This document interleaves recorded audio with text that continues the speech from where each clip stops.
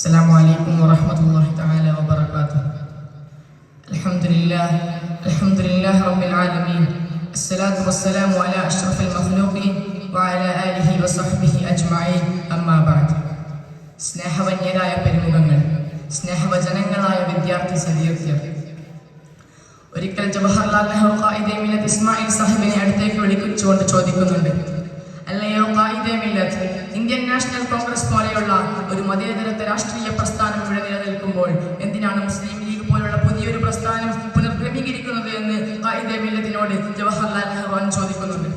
അപ്പോൾ ഖായിദെ മില്ലത്ത് പറഞ്ഞ ഒരു മനോഹരമായ മറുപടിയുണ്ട്. ദീർഘവീക്ഷണത്തോടുകൂടെ ഖായിദെ മില്ലത്ത് പറഞ്ഞ മറുപടി ഇതാണ്: അങ്ങ് ജീവിച്ചിരിക്കുന്ന കാലത്തോളം നമ്മുടെ ആവശ്യങ്ങൾ നിറവേറ്റി തരാൻ അങ്ങുണ്ടാകും. പക്ഷേ അങ്ങയുടെ കാലശേഷം ആരാണ് ഈ ഇന്ത്യ രാജ്യം ഭരിക്കുന്നത് എന്ന് നമുക്കറിയില്ല. അന്ന് നമ്മുടെ അവകാശങ്ങൾ ധംസിക്കപ്പെടുകയോ നിരോധിക്കപ്പെടുകയോ ചെയ്താൽ നാലാൾ കൂടി ഇരുന്ന് കരയാൻ നമുക്കൊരു രാഷ്ട്രീയ പ്രസ്ഥാനം വേണ്ടയോ എന്നാണ് ഖായിദെ മില്ലത്ത് പറഞ്ഞ മറുപടി. അന്ന് ഖായിദെ മില്ലത്ത് പ്രവചിച്ച ആ അസുര കാലഘട്ടത്തിലൂടെയാണ് നാം ഏവരും ഇന്ന് കടന്നുപോയിക്കൊണ്ടിരിക്കുന്നത് നാം മനസ്സിലാക്കേണ്ടതുണ്ട്. ഈ അവസരത്തിൽ സംഘപരിവാർ സ്വന്തം രാഷ്ട്രീയവും അതിജീവനവും എന്ന വിഷയത്തിൽ ഞാൻ അല്പം സംവദിക്കാം. 1992 ഡിസംബർ 6 ബാബരി മസ്ജിദ് തകർക്കപ്പെടുന്നത്. അതിനുശേഷമാണ് കാശ്മീർ കലാപങ്ങളും പ്രശ്നങ്ങളും ഉടലെടുക്കുന്നത്. അതിനുശേഷമാണ് ഹിജാബ് മുത്തലാഖും നാം ചർച്ച ചെയ്യുന്നത്. പിന്നീട് UAPA ഭരണസംഘത്തിലും രാജ്യം ഫാസിസം അത് അരങ്ങ് തകർക്കുന്ന കാലഘട്ടത്തിലൂടെയായിരുന്നു കടന്നുപോയിട്ടുള്ളത്. ഈ അവസരത്തിൽ സ്വന്തം രാഷ്ട്രീയം കൊണ്ട് എങ്ങനെയാണ് പ്രതിരോധം തീർക്കാൻ സാധ്യമാവുക എന്നാണ് നാം മനസ്സിലാക്കേണ്ടത്. സ്വന്തം രാഷ്ട്രീയം ഏതെങ്കിലും ഒരു മതത്തിന്റെ മാത്രം ലാഭമല്ല, മറിച്ച് അത് രാജ്യത്തുള്ള എല്ലാ മതങ്ങൾക്കും അവരുടെ സ്വന്തം ഉയർത്തിപ്പിടിക്കാനുള്ള അവകാശം ഭരണഘടനയിൽ കൃത്യമായി രേഖപ്പെടുത്തിയിട്ടുള്ളത് നമുക്ക് മനസ്സിലാക്കാൻ സാധിക്കും. 2005 മൻമോഹൻ സിംഗ് പ്രധാനമന്ത്രിയായിരിക്കെ സച്ചാർ കമ്മിറ്റി റിപ്പോർട്ടിൽ അവർ വളരെ കൃത്യമായി തന്നെ പറയുന്നുണ്ട്, അന്നത്തെ കാലത്തെ മുസ്ലിമീങ്ങൾ, അന്നത്തെ കാലത്തെ ബീഹാറിലെയും ബംഗാളിലെയും ഉത്തർപ്രദേശിലെയും മുസ്ലിമീങ്ങളുടെ അവരുടെ പരിസ്ഥിതിയെ കുറിച്ചായിരുന്നു ആ റിപ്പോർട്ടിൽ പറയുന്നത്. ആ റിപ്പോർട്ടിൽ മറ്റൊന്നും കൂടി ചേർത്ത് പറയുന്നുണ്ട്. അവിടെ അന്നത്തെ കാലത്ത് എവിടെ നിന്നാണോ ഇലക്ട്രിക് പോസ്റ്റുകൾ അവസാനിക്കുന്നത് അവിടെ നിന്നായിരുന്നു മുസ്ലിം മൂലങ്ങൾ തുടങ്ങുന്നത്. എവിടെ നിന്നായിരുന്നു ടാറിട്ട റോഡുകൾ അവസാനിക്കുന്നത് അവിടെ നിന്നാണ് മുസ്ലിം ഭവനങ്ങൾ തുടങ്ങുന്നതെന്ന് ആ റിപ്പോർട്ടിൽ വളരെ കൃത്യമായി തന്നെ പറയുന്നുണ്ട്. സുഹൃത്തുക്കളെ, ഉത്തരേന്ത്യക്ക് ഈ ഒരു അവസ്ഥ വരാൻ കാരണം 1947 ഇന്ത്യക്ക് സ്വാതന്ത്ര്യം ലഭിക്കുമ്പോൾ അന്ന് ഇംഗ്ലണ്ട് യൂണിവേഴ്സിറ്റിയിലെ റിച്ചേഴ്സ് കോളേജ് നടത്തിയ രാജ്യത്തെ 101 രാജ്യങ്ങളെ കുറിച്ചുള്ള പഠനത്തിൽ അവർ വളരെ കൃത്യമായി തന്നെ പറയുന്നുണ്ട്. അന്നത്തെ വളരെ പരിതാപകരമായ അവസ്ഥയിലായിരുന്നു ഇവിടുത്തെ മലബാർ അവർക്ക് കാണാൻ സാധിച്ചിരുന്നത്.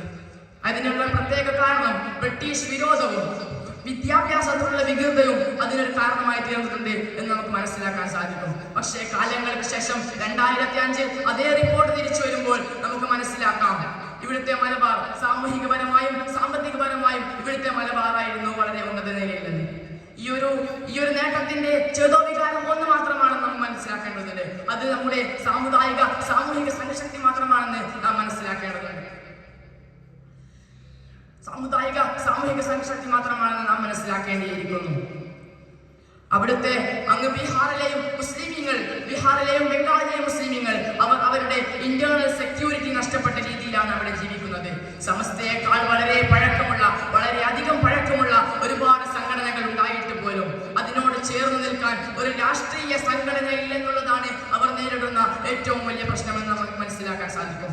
ഇന്നലകളിൽ ബീഹാറിലെ, അതായത് ഉത്തർപ്രദേശിലെ അവിടുത്തെ തെരുവോരങ്ങളിലുള്ള മുസ്ലിമീങ്ങളുടെ വീടുകൾ ബുൾഡോസറുകൾ വെച്ച് കയറ്റിയിറക്കുമ്പോൾ അവർ വോട്ട് ചെയ്ത് വിജയിപ്പിച്ച ഒരു MLA പോലും ഒരു MP പോലും നോ പറയാൻ, സ്റ്റോപ്പ് പറയാൻ, അരുതെന്ന് പറയാൻ അവിടെ ഉണ്ടായിരുന്നില്ല. മറിച്ച് കേരളത്തിൽ നിന്നുള്ള MLA-മാരും MP-മാരും അവിടേക്ക് ചെന്ന് അവിടുന്ന് പീഡനം അനുഭവിച്ച മുസ്ലിമീങ്ങൾക്ക് വേണ്ടി ഐക്യദാർഢ്യം പ്രഖ്യാപിക്കുകയാണ് ചെയ്തത്. ഇതിലൂടെ തന്നെ നമുക്ക് സ്വന്തം രാഷ്ട്രീയം കൊണ്ട് എന്തൊക്കെ നേടിയെടുക്കാം എന്ന് നമുക്ക് മനസ്സിലാക്കാൻ സാധിക്കും. ഞാൻ അവസാനിപ്പിക്കുകയാണ് സുഹൃത്തുക്കളെ.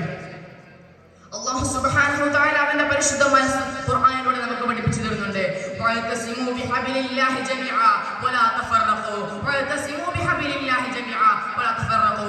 നിങ്ങൾ കൂട്ടം ചേർന്ന് നിൽക്കുക, നിങ്ങൾ സംഘം ചേർന്ന് നിൽക്കുക, നിങ്ങൾ ഭിന്നിച്ച് നിൽക്കരുതെന്ന് അല്ലാഹു സുബ്ഹാനഹു വ തആല നമുക്ക് അവന്റെ ഖുർആനിലൂടെ പഠിപ്പിച്ചു തരുന്നുണ്ട്. ഈ ഒരു പുതിയ കാലത്ത് നമുക്ക് നമ്മുടെ രാജ്യത്തിന്റെ നീതിപീഠത്തിൽ പ്രതീക്ഷയുണ്ട്. നമുക്ക് നമ്മുടെ രാജ്യത്തിന്റെ ഭരണകൂടയിൽ നമുക്ക് പ്രത്യാശയുണ്ട്. നമ്മുടെ ഇപ്പോഴത്തെ ചീഫ് ജസ്റ്റിസ് ആയ UV ലളിതിനെ പോലെ, ചന്ദ്രചൂഡിനെ പോലെ അവരൊക്കെ മതേതരത്വത്തോട്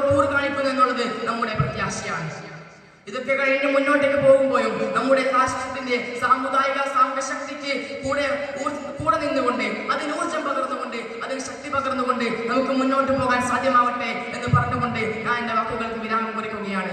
അസ്സലാമു അലൈക്കും വറഹ്മത്തുള്ളാഹി തആല വബറകാതുഹു.